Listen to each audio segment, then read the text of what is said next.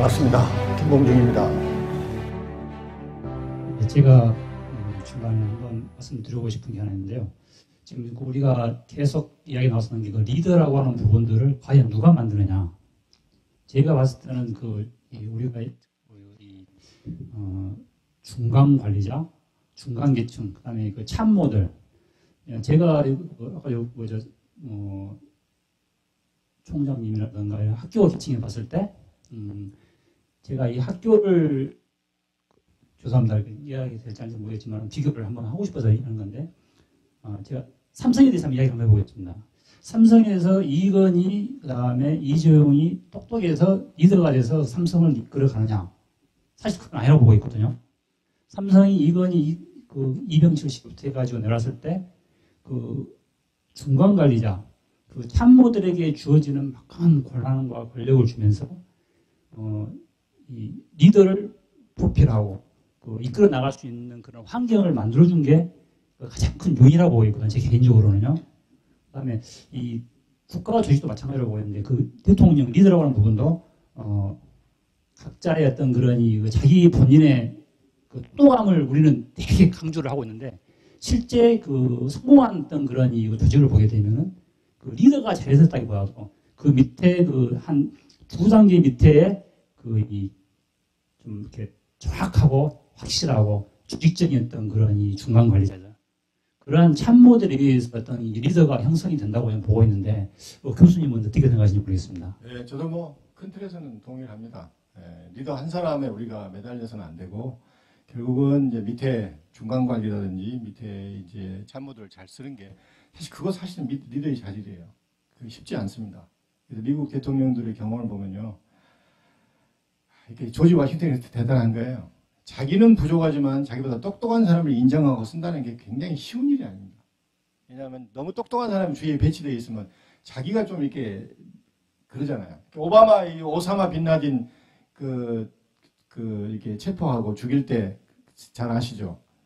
오사마 빈 라덴이 이게 미국 특수부대 이제 생중계가 이제 미국 백악관에서 했는데, 이게 참모총장이 제일 위에 앉아 있고 오바마는 잠바 차려놓은 후지꾸려 그 상황을 보면 제일 밑에 쭈그리고 앉아 있습니다. 전권을 주는 거예요, 사실은. 대통령이 우리나라 대통령이 제일 높은 데 앉아가지고 상황이 어떻게 되고 있어 그럴 텐데, 그렇지 않습니다. 그래서 그런 것도 결국 리더십에 이게 굉장히 중요한 거. 결국은 아까 제가 말씀드렸지만요, 리더십이 가장 중요한 것은 믿음이 있어야 되고 소통이 돼야 되는데, 결국 어떤 사람이 믿음이 있고 소통이 있는 줄 아십니까? 아까 통일 얘기했지만 큰 그림에 대해서 자기 철학이 분명히 해야 돼요. 그러지 않고는 아무나 쓸 수 없습니다. 그리고 저는 이제 비즈니스, 이게 경영 쪽에서 자꾸 리더십 얘기를 많이 하고, 저는 이제 특강을 이제 요청받으면은 자꾸 소통에 대해서 막 얘기해 주라고 하는데, 저는 사실은 서울에서나 이게 특강을 리더십 대통령 특강 해주면은 소통을 해주십시오 그러면 그렇게 하겠습니다. 소통 얘기 안 해버려요. 역사에 왜 그런지 아십니까요? 소통은 중요한 게 아니에요, 사실. 소통은 자기의 철학만 있으면 소통이 알아서 되는 것입니다. 굉장히 죄송한 얘기인데요.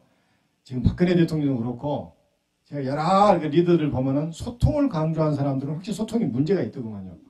그래서 선거기간에 자기 약점을 커버하기 위해서 소통이라는 얘기를 많이 하지, 실제로 까보면 소통을 안 되는 대통령이 굉장히 많아요. 또 소통이 안 되는 리더도 굉장히 많습니다.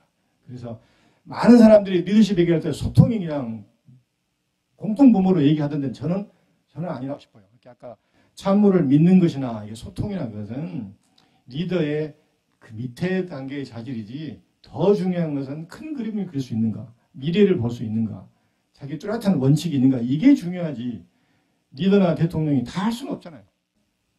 다른 이야기인데, 리버티에 대해서 자유에 대해서 이야기를 좀 해야 하고 싶습니다. 교수님께서도 강연 내내 말씀하셨고, 또 미국사를 관통하는 핵심 키워드가 중에 하나가 리버티라고 생각이 되는데요.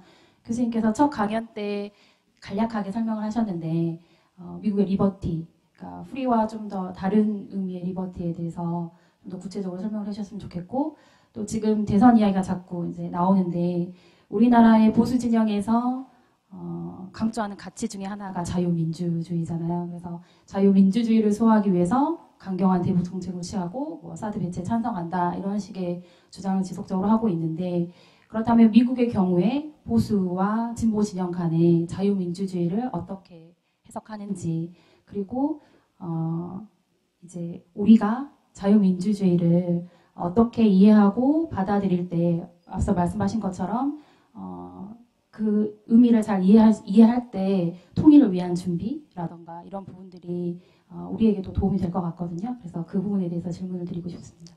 예, 고맙습니다. 이게 어려운 질문이고 또 중요한 질문인데요. 우리 보수주의자들이 얘기하는 자유민주주의에서 리버티는 있는 사람들, 기득권들이 외부, 특히 정부의 간섭을 받지 않고 이게 자기의 권리를 누리는 게 사실 그들이 생각하는 자유고 이것은 미국의 공화당이 생각하는 리버티와 굉장히 유사합니다. 근데 미국 역사에서 미국 초기에 다져졌고 미국 역사에서 발전되고 진화한 리버티는 모든 사람을 포괄하는 거예요. 그래서 모든 사람이 리버티가 굉장히 중요한 개념이에요. 직접이든 간접이든 권위나 어떤 권력으로부터 부담을 받지 않고 자기 권리를 행사할 수 있는 그 자리가 사실 리버티입니다. 그래서 미국 사람들이 얘기하는 리버티는 특정한 세력, 뭐 특정한 부류를 위한 리버티가 아니라 모든 사람에게 공의 얘기되는 것이고 그래서 민주당도 공의 리버티를 강조하고 공화당도 리버티를 강조합니다. 기왕의 말씀이 나왔는데요. 저는 어렸을 때 그 국기에 대한 맹세 여러분 다 기억하시죠? 1974년부터 했죠. 나는 자랑스러운 태극기 앞에 조국과 민족이 쭉 나오죠. 그래 2007년인가 바뀌었더라고요. 거기에 뭐가 드디어 이제 자유와 정의가 나옵니다. 그래서 나는 이게 지금 우리가 갖고 있는 국기에 대한 맹세는 미국의 Pledge of Allegiance, 미국도 국기에 대한 맹세가 있잖아요. 조그만 유치원들도 학교 가면 그 성조기 앞에서 Pledge of Allegiance를 이제 꼭 이게 낭송을 하고 학교를 시작하는데 거기가 합중국이 중요한 게 아니고 합중국이 추구하는 가치 그리고 뭐는 나오면 Liberty and Justice가 나와요. 그래서 나는 2007년도에 우리나라의 국기에 대한 맹세가 Liberty하고 Justice, 자유와 정의가 나와가지고 깜짝 놀랐습니다. 그래서 아마 저 같은 미국파들이 그걸 이게 국기에 대한 맹세를 이게 만들었나 싶었는데 어떻든 간에요. 어떻든 간에 국가의 명이 중요한 게 아니고 가치에 태국기가 표상하는 이 가치에 우리가 중점을 둔 것은 굉장히 바람직한 것 같아요. 근데 애석하게 우리 때는 그래도 다 외우고 막 선사하고 매번 그랬는데 요즘은 이게 좋은 가치가 들어왔음에도 불구하고 그런 의례가 약간 약화된 것 같아요. 그래서 그건 좀 아쉬워요. 어떻게 보면은 이제 많은 분들이 전문가분들이 지적해 주시고 또 교수님께서 말씀해 주셨는데 그 자유와 평등의 가치를 어떤 실제 국가적인 차원에서 이제 전 세계적으로 최초로 구현한 나라가 이제 미국이라고 그러는데 그 어떤 리버티, 어떤 그런 자유, 그 다음에 어떤 이퀄리티, 평등 이러한 개념이 어떤 미국이 아주 그렇게 굉장히 잘 해왔는데 어떻게 보면 이제 저도 조금 비싼 걸 질문하긴 했는데 우리 동양의 정서, 어떤 자유 같으면 어지린 나와 의견이 달라도 같이 이렇게 공생하고 상생하고 이런 개념이고요. 그다음 평등은 어떻게 보면은 동양적인 개념으로는 의롭다. 어떤 나한테 주어진 몫을 이렇게 균등하게 하고 분배하고 또 어떤 기회도 골고루 줘야 된다. 어떤 그런 면에서 이렇게 유사성이 있거든요. 그래서 뭐 또 그러면서 이제 그 미국 역사를 보면서 포용과 관용, 신뢰, 어떤 미래를 준비하고 이런 굉장히 좋은 점들이 많은데 그 동양에서도 어떻게 보면은 이제 인의의 지신 또 인의의지가 그 본바탕이 그 믿음에 근거를 하고 있거든요. 신뢰. 이제 그래서 어떤 굉장히 이게 좋은 점들이 있는데 어떻게 보면은 이제 이게 우리가 단순히 이상적인 그런 가치나 개념의 차원이 아니고 그런 걸 실제로 우리 생활에 어떻게 구현해낼 것이가도 그러니까 어떻게 보면 우리가 하면 좋을 것 같아요. 그래서 저는 이제 두 가지 이제 점을 이제 말씀드리고 싶은데 하나는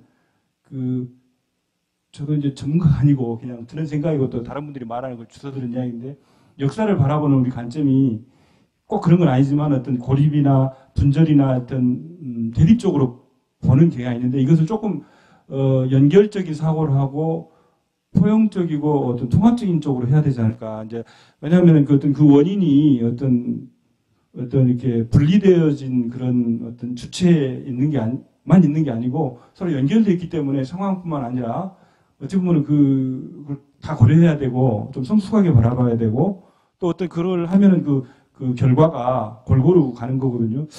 그래서 어떤 역사를 바라보고 분류하고 그런 것에 우리가 조금 더 성숙하면 어쩌하는 점이 있고 두 번째는 그러한 그런 그 포용이나 관용, 어진 정치, 의로운 정치, 평등의 정치를 당장 우리 상황에 지금 현재 직면한 것이 이제 국가적인 문제도 있지만은 동아시아 같은 경우에는 이제 뭐 북한, 러시아, 미국, 중국, 일본 이렇게 해가지고 말이 길어진 너는 맞추도록 하겠습니다.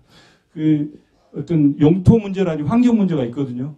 그래서 각자 이익이 다르는데 어떻게 보면은 어떤 공생과 상생의 길이 있거든요. 그럴 때 한국이 주도적으로 뭐 한국이 꼭 그래야 되는 건 아니지만 어떠한 그런 그 보편의 이념을 이렇게 제시하면서 사람들을 끌어들이고 공감대를 만들어감으로 해서 우리가 더 상생적인 어떤 걸 제시할 수 있지 않을까. 저는 이제 그런 느낌이 있거든요. 하여튼 뭐 그래서 교수님께서 말씀해 주시면 좋을 것 같습니다. 네, 짤막하게 말씀을 드리겠습니다. 저도 그 동의를 하고 제가 미국의 경험을 말씀드린 것은 교수님이 생각하신 것처럼 미국의 경험을 우리가 그대로 받아들이자는 얘기가 아니고 정말 우리 속의 그것을 진술을 찾아내야 된다는 그런 그 생각에서 제가 미국사 강의를 했던 거고 그다음에 마지막에 그 보편성 얘기를 하셨는데 굉장히 중요한 얘기인 것 같아요. 우리가 그렇고 그런 나라가 아니라 지금 10대 뭐 경제 대국에 들어왔고 지금 우리나라 여러분 밖에 나가시면 알지만 만만치 않은 국가거든요. 우리나라 아까 통일 이후 그다음에 우리나라의 미래를 놓고 볼 때는 사실 유니버설한 가치를 우리가 따라가야 돼요. 어느 정도는. 우리의 개별적인 가치도 중요하지만 전 세계가 추구하는 전 세계가 같이 공유할 수 있는 그 유니버설한 그런 가치를 우리가 생각해야 된다는 그래서 참 DJ가 대단한 것 같아요. 평화, 인권 이런 것을 얘기했다는 것은 이 생각이 대단한 거예요, 사실. 그래서 우리가 개별성도 같이 가지만은 우리가 갖고 있는 개별적인 가치도 중요하지만은 그래서 우리나라가 이제 세계를 선도해야 되는데 이게 보편 타당한 가치에 대해서 우리가 조금 더 공유할 필요는 있다고 봅니다.